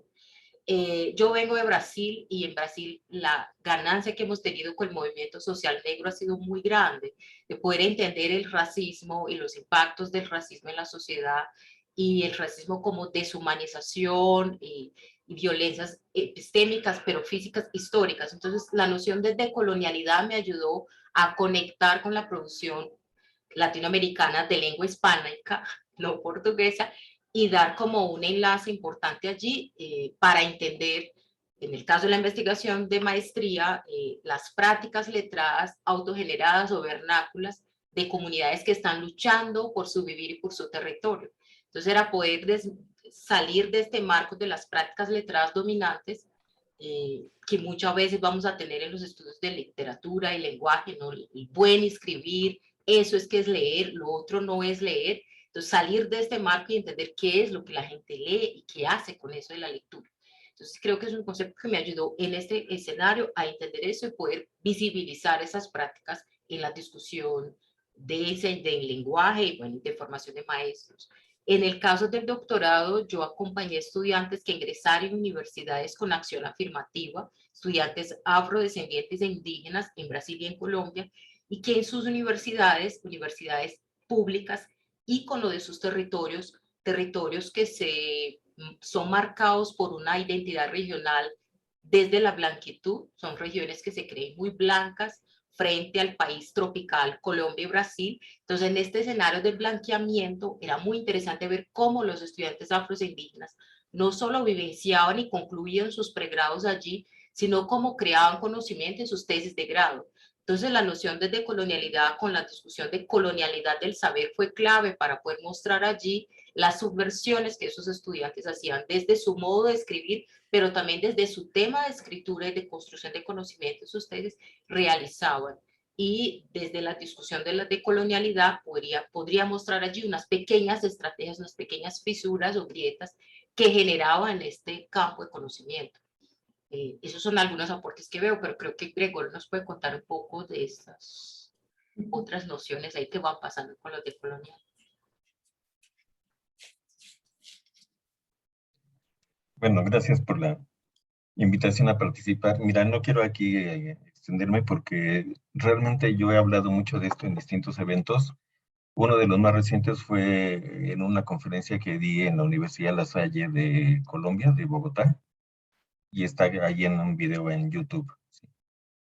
Donde yo precisamente traté de elaborar las tensiones que hay alrededor de la idea de la literacidad y en particular de la literacia académica, entre lo político, lo pedagógico. Eran 3 tensiones ahí: lo político, lo pedagógico, uy, se me fue ahorita la otra, pero bueno. Lo académico, ya pongo aquí en el chat. Ah, exacto, sí, exacto, sí.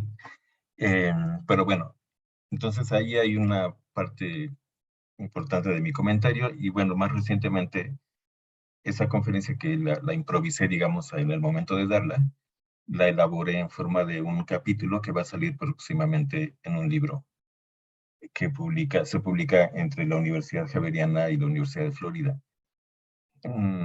Ahora, solamente quisiera decir, por el comentario de Mayra, ¿no? De que si es una moda, sí creo que es una moda, de hecho es una característica de la academia en general, del medio académico, del mundo académico, en donde sea. en América Latina, en Europa, en el mundo. Pues es una característica o una tendencia, pues ir introduciendo lo que llaman los giros, ¿no? El giro lingüístico, el giro cultural, el giro discursivo, el giro intercultural y pues el giro decolonial, etcétera, ¿no?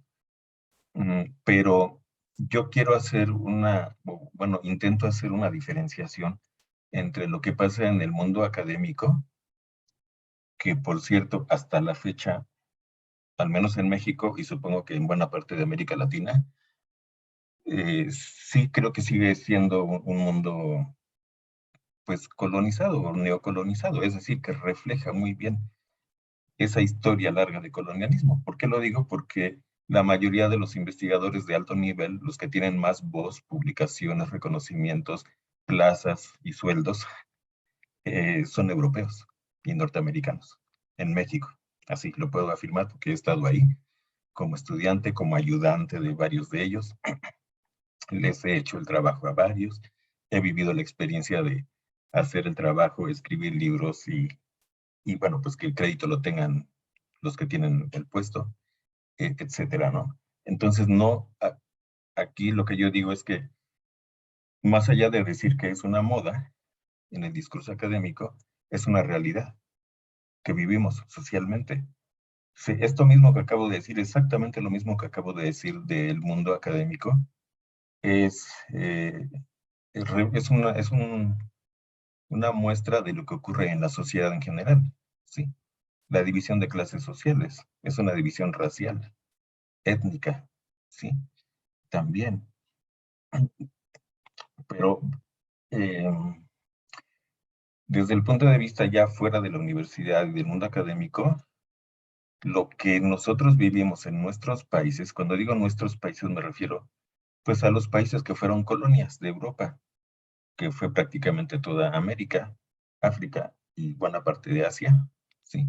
El problema que nosotros enfrentamos desde, desde, desde la institución educativa o desde la práctica educativa es que nosotros somos países donde la gran mayoría de la población pues o carece de educación o tiene acceso solamente a una educación muy limitada en lo cuantitativo y en lo cualitativo.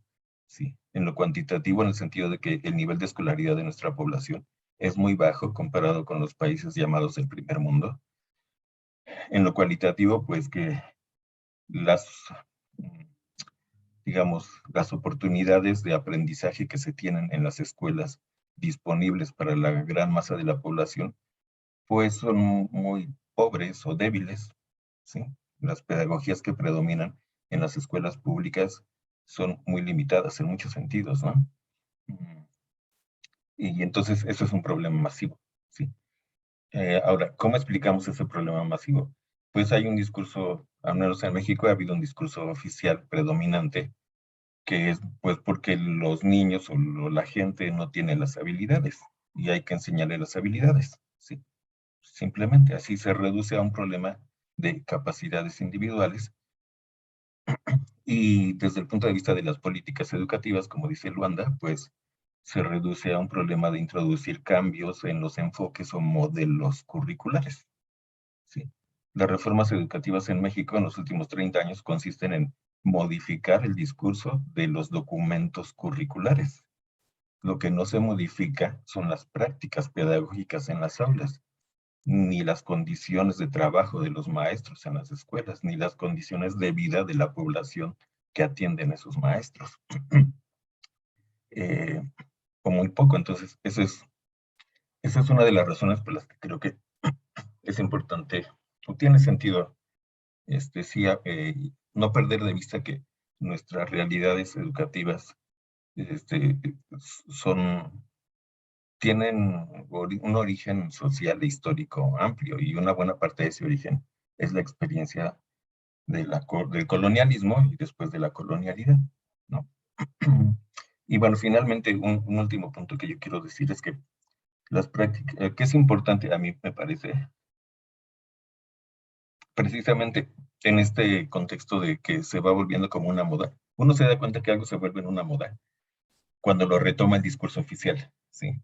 Entonces, ahorita en este momento en México, la palabra, incluso la palabra decolonialidad, descolonizar y todo eso, está siendo tomada por el Estado, ¿sí? Por el gobierno actual. Se está convirtiendo en discurso público oficial del gobierno, en los documentos públicos, digamos, en la propuesta de la llamada Nueva Escuela Mexicana. Y en ese discurso, en parte, es donde se dan los reduccionismos, ¿sí?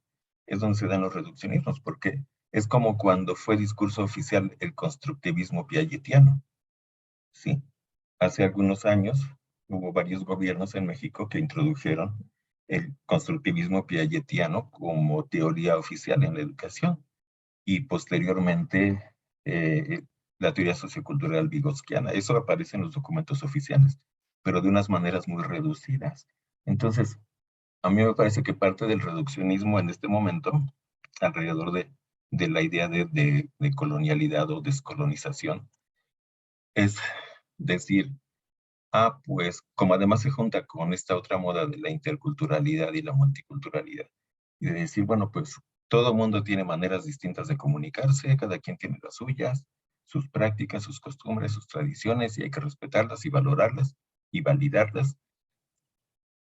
Pues el problema es que buena parte de la población, sus prácticas, son producto de, no son una elección, no han sido elegidas. Es lo que está disponible en contextos sociales caracterizados por la marginalidad, muchas veces por la pobreza y por la precariedad económica, educativa, etc. A esas prácticas, desde el punto de vista de nuestro discurso académico, le llamamos prácticas vernáculas, ¿sí? Vernáculas. Lo que yo digo, y es una de las cosas que digo ahí en ese artículo que mencionaron de la revista ICALA, es que no todas las prácticas, o sea, que uno no puede caer en una celebración automática de todas las prácticas del lenguaje, como lo mismo que de todas las prácticas culturales, ¿sí? Porque no todos los usos del lenguaje oral o escrito, digamos, ayudan a la gente a tomar conciencia, a tener mayor voz, mayor sentido de agencia, mayor participación. De hecho, muchas de esas prácticas son realmente alienantes y encajan totalmente con los discursos dominantes de todo tipo, incluyendo el machismo, y muchos otros, ¿no? Entonces, creo que lo que llamamos las prácticas académicas o la literacia académica tiene un sentido en parte educativo.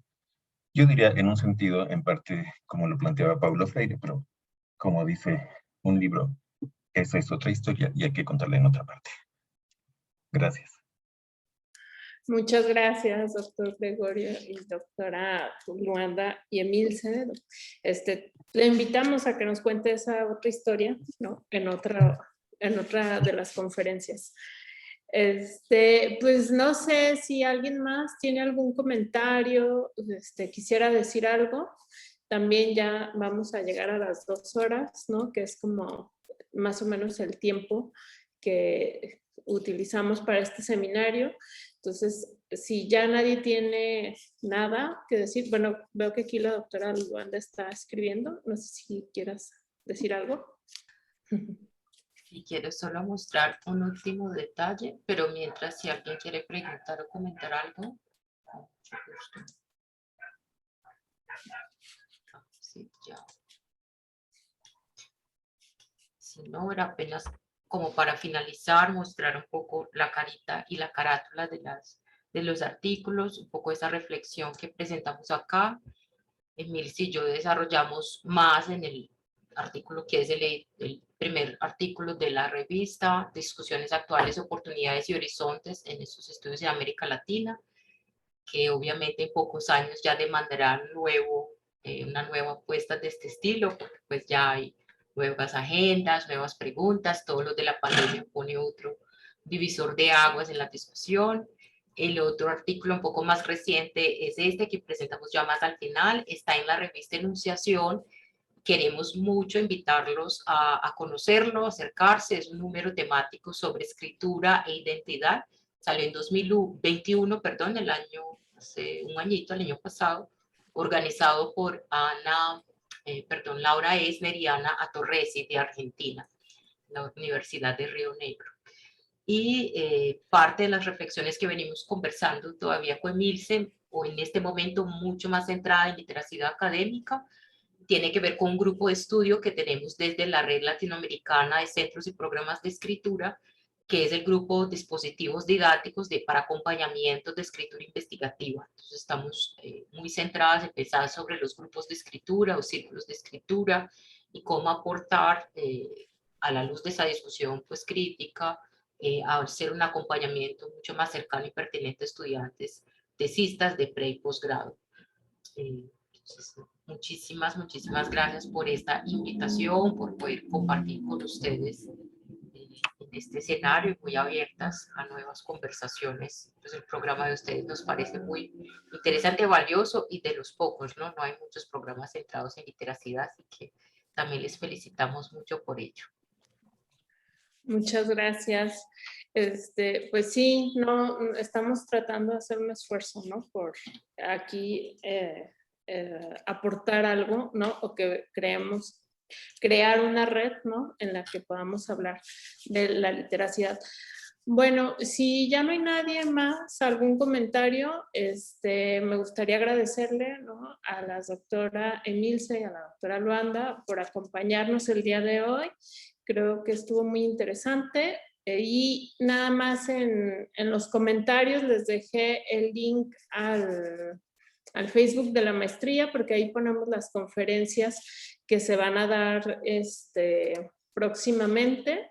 De hecho, la siguiente va a ser el 22 de agosto, ¿no? Les comparto pantalla de la siguiente, es el 22 de agosto a las 17 horas, por si nos quieren acompañar. Y pues creo que ya, ¿no? Eso sería todo por el día de hoy. Les agradecemos a todos su asistencia y su permanencia hasta esta hora, ¿no? Y pues nada más. Hasta luego y buenas noches. Buenas noches, muchas gracias. Gracias, buenas noches. Muchas gracias. Adiós.